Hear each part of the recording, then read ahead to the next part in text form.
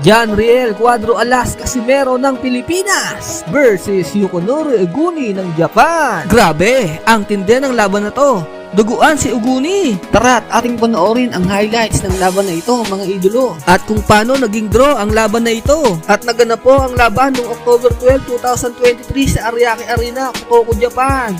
小栗右のストレート、しかし右フック、カシメルが前からロープに背わせ、そしてまた右振っていきます。そうですね、シャープでいいですね。左フック、小栗が来ました。攻撃した後を注意しないといけないですね。右フックです。左フック、勝負を見せます。小栗雪則です。バック、ち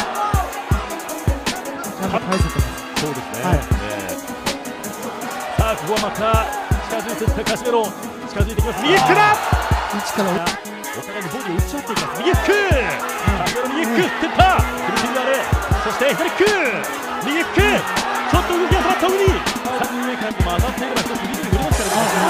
さあ前に出る。カシメロも少し前に出ました。ボディストレート、左フックを放っていきます。頭を下げる。右フックだ。右フックを放っていった。左アッパー、右アッパー、シシテル返した。小栗返しました。ワンツー右。そして一方ワンツー右フック。放っていきましたカシメロ、左フックだ。左のサーブを見せる。そしてボディストレートから放っていきましたカシメロです。そしてアビセルことができるか。左フック放っていきましたカシメロ、右フックだ。右フックを放っていきました。